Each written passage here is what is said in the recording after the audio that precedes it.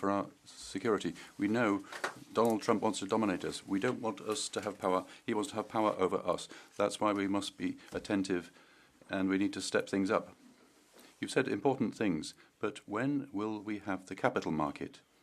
Only a European capital market will allow us to build up big companies. Go to the US. There are researchers and companies. They don't want to live in that country, which is getting worse. They want to come to Europe. There are strange people in politics who say a small country, Austria, must be sovereign. That's absurd. We, as the European Union, can be sovereign. And we need to act for that. We're doing that for our citizens, against external powers, for our Europe. Thank you. Thank you. Mr. Sinkevičius. Dear Commissioner, dear colleagues, the recent restrictions on access to Anthropic's latest AI models should be a final call for Europe to wake up. Because this is exactly how digital dependence looks like. Whatever the exact security concerns, the political lesson is very clear. A technology that European companies, researchers and public authorities may need tomorrow, they might be just limited by a decision taken outside of Europe. It does not always come as a crisis. Sometimes it comes as a very simple update to terms of access, an export control decision, or a model that's suddenly just no longer available. The Commission's new tech sovereignty package is therefore a necessary step. Europe needs stronger capacity in AI, cloud, semiconductors and open source. But we should be honest. Announcing a package, it's not enough. We need implementation, investment and public procurement that first of all helps European solutions to scale. And this is not about closing Europe. No, we need partners, including in the United States. But partnership cannot mean a structural dependence. If we want resilience, we must first of all build it ourselves. And if we want sovereignty, we must be ready to pay for it, organize it and defend it. Merci beaucoup. Thank you. Mr. Barena Aza.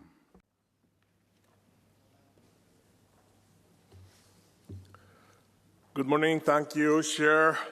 The European Technological Sovereignty Package means good news as it is allegedly aimed at strengthening Europe's digital autonomy and resilience. However, the package mainly supports a market-led expansion of data centers and artificial intelligence infrastructure, risking either market fragmentation between member states or the shift from third-country dependencies like China or the USA to dependency on European oligopolies. Please be aware that the problem is not only that Europe takes sufficient chips, cloud and artificial intelligence infrastructure. The political problem is that the Commission risks defining sovereignty mainly as an industrial and market objective instead of a democratic, social and ecological objective. Our concerns are so far the balance between technological sovereignty and democratic control. Simplification cannot be a synonym for the regulation as we are seeing in the AI omnibus. The open source strategy must not remain symbolic but seriously taken, and the energy dimension of the package, we will reject any revival of nuclear power-based solutions. Beaucoup. So good intentions in the headlines, but a lot to be improved in the fine print. Thank you so much. Merci beaucoup. Thank you very much. Mr. Dröse. Herr Präsident, verehrte Kollegen! President, colleagues, digital sovereignty is an important goal. We shouldn't be dependent on the US or China in the long run, but the Commission,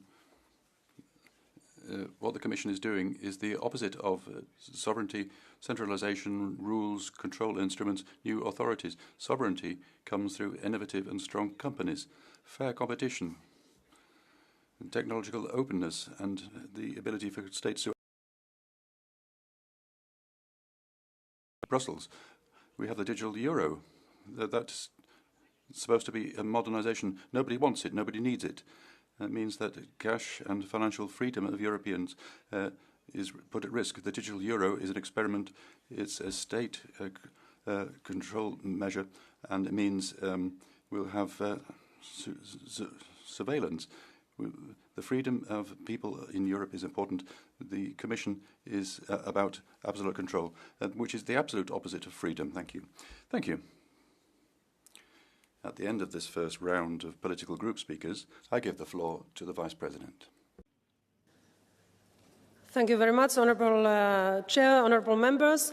I very much agree with what many of you said, that Europe is really having everything what is needed to be competitive in technologies. So I think it's important that we are building to our own strengths. It's good to also underline that we have really world-class science and research in Europe. We have a very strong industrial base in Europe. We have also huge potential in our startups. We have 45,000 startups with great ideas. But now we have to be sure that and make sure that our startups, they are able to scale up their businesses in Europe, and that's why we have to focus very much to our single market, really to remove the barriers between member states, really to accelerate our savings and investments union to attract investments, and also to make Europe easier and faster for the businesses by cutting red tape and bureaucracy from our businesses. And at the same time, we have to use much more actively also public procurement to boost our own homegrown technologies in Europe, and of course via using open source we can really do that. And it's important also to underline, like many of you said, that tech sovereignty, that it's not about isolation or protectionism, but we see certainly that we have to build up our own capacities in critical fields, like in AI, in semiconductors, also in quantum computing, cybersecurity technologies, in space technologies. So these are very critical technologies where we have to have our own capacity, but at the same time, we want to work very closely with our trusted partners, because nobody can't be competitive alone. So we need always our partners. So this package is very much about resilience and security of European Union, because we want to be sure in the same time when we are open for investments, open for trade, that these very long global supply chains, they can't be weaponized against us, that we have also our own capacity, we have alternatives, and nobody isn't having so-called kill switch element to our critical technologies. Merci beaucoup. Thank you very much, Madam Vice President. Ms. Del Castillo Vera.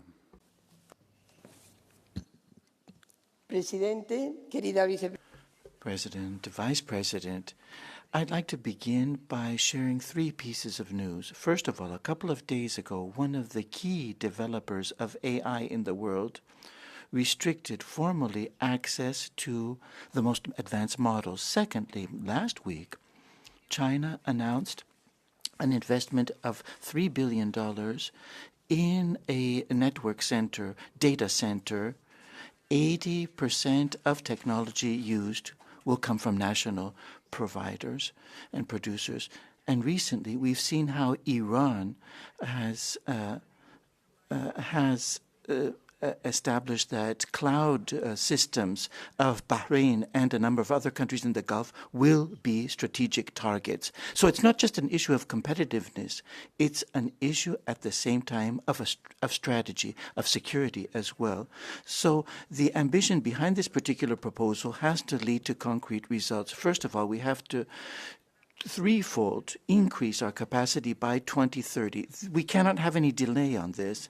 We have to reduce our dependency on external conductors, and we have to close up any sort of gaps that might lead to vulnerabilities. We have to have development, progress on this particular front. The energy, digital technologies and steps forward on this is absolutely imperative. The future doesn't depend on intentions, it depends on concrete results. Thank you very much. Thank you. Colleagues, Ms. Sancho Murillo. Thank you very much, President, Vice President. Finally, we have this much awaited technological sovereignty package. This is a time when Europe is around 80% dependent on digital infrastructure outside of Europe. That's around a 240 billion euro cost. Cloud and data centers are very important, but we need to strengthen this further, we're not really reducing dependency. There are still parts of the public sector that are hugely dependent on foreign service providers. There's still these large companies that dominate the cloud providers, artificial intelligence data centers that's so important for our digital economy. And this is key. Data centers are not just technical infrastructure. They are really the heart of digital power. Who controls the data, the quality of the service, and how resilient we can be in the face of crisis. If we want true digital sovereignty, this package needs to go from crisis management to building our own European capacity. Thank you. Please, Madame Sancho-Barrio, you have a request for blue card come from Piotr Müller. Piotr Müller for blue card. No, okay. Okay, donc nous continuons. Right, we'll continue the debate. Mr. Laszlo.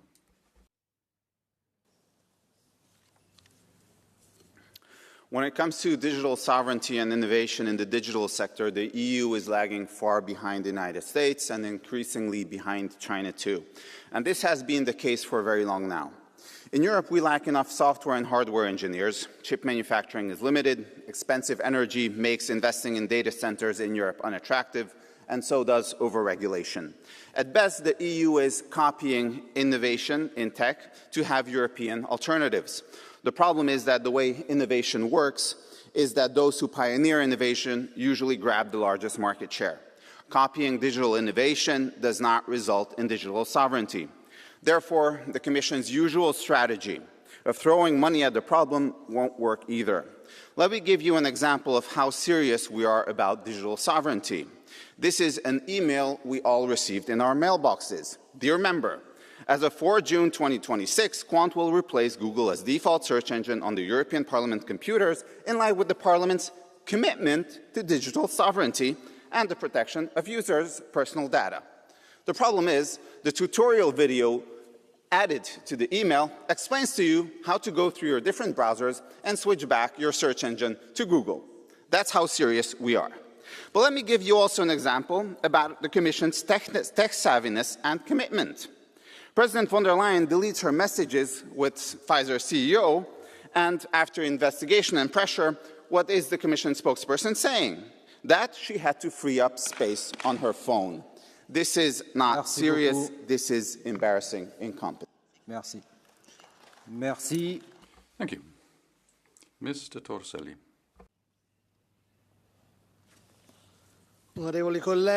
Colleagues, Commissioner, digital sovereignty will be achieved when we have data, infrastructure, and the ability to defend this infrastructure and data. Now, there are ambitious efforts in order to move in these particular directions, but I think that the third factor has become much more important than the first factor, but I think it's very, very important to focus on these.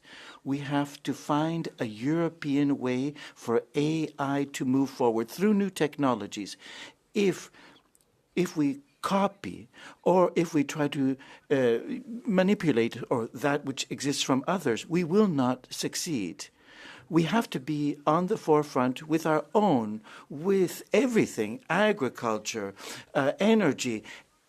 Artificial intelligence is like that. It's a sector where we need our own path for sovereignty. We don't want to copy what others have done. Thank you. Mr. Torselli, yes, you have a request for blue card from Madame Grappini. Vous avez la parole.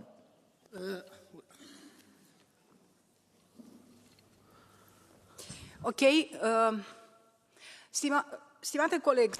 Dear colleague, technological sovereignty is not something that's fashionable. It's something we need. We need it for security and for competitiveness. You said that we have to find a European path for AI. But how can we find this path? Why are we lagging behind others, such as the United States or China? What are your concrete suggestions? Because the Commission has come up with a program. What do you think is good and bad about it?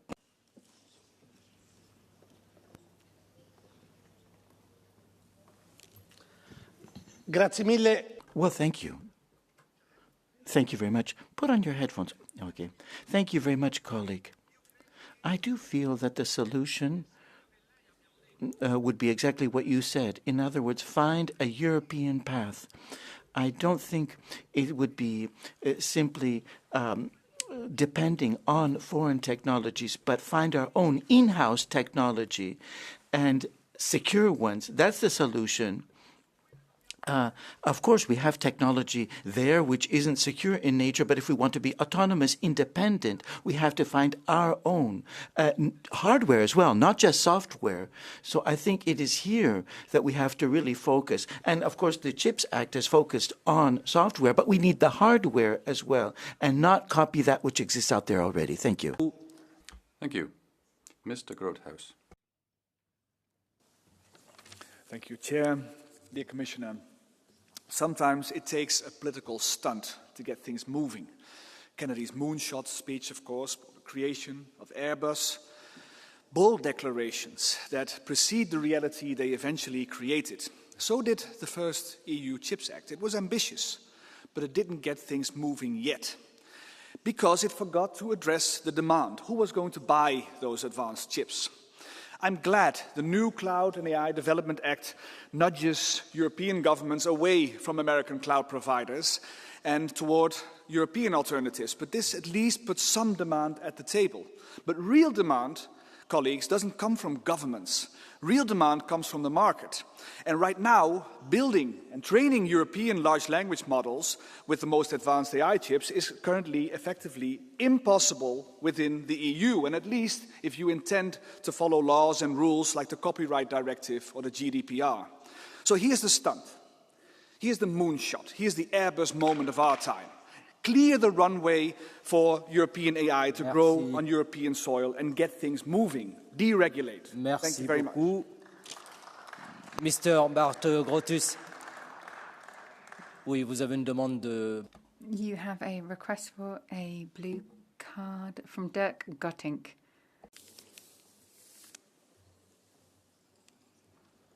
Allez-y. Go ahead. Activez le micro. You need to turn on the microphone. Voilà, parfait. Ça va, en néerlandais. Meneer Groothuis, dank u wel. Groothuis, you rightly say that we need to be really ambitious, shoot for the moon. We need to work on software as well, and in order to do that, we need to go a lot further than the simplification agenda that we've discussed previously. Could you perhaps expand on that a bit? Now, for us, it's not a fight between environmental protection and sovereignty. It's a matter of timing. Do we invest now? Do we build now? How do you see things? Houdt zich niet met de GDPR. Die vereist doelbinding. Je weet van tevoren niet hoe je een redenering... I think we have to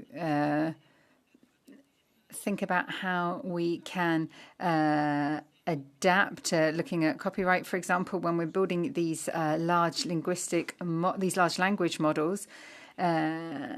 A lot of this is based on that, and when we can't, if we don't deregulate, we won't be able to move forward in this area. So this package is a good first step, but it's not going to fix everything. We need to do a lot more to make things move forward. That is what I would like to see, and I hope I would have colleagues support.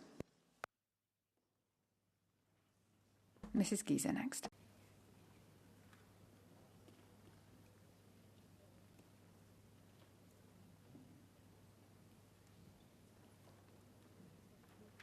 Thank you. Perfect. Thank you. President, Commissioner, colleagues, gestern hat die US-Regierung ein... The US government banned the use of its AI model for non-US citizens, and for this US administration, we're not partners, we are enemies. And here, at the latest, we must realize how risky it is to be dependent on foreign technology. We finally have the tech sovereignty package, which this Parliament has been calling for. But this package is a disappointment. And innovation and security made in Europe, that's lacking in this package. We must see the elephant in the room. US tech companies aren't trusted partners anymore. They're, together with President Trump, they're seeking world domination and the removal of a rules-based economy. We deserve more, better in Europe. This Parliament and we as a whole must have to fight now. Oui, vous avez une demande de... Thank you very much. You have a blue card request. Szanowni Państwo, cieszę się, że dzisiaj rozmawiamy. Ladies and gentlemen, I'm glad we are talking about digital sovereignty, but we will not have it without cheap energy.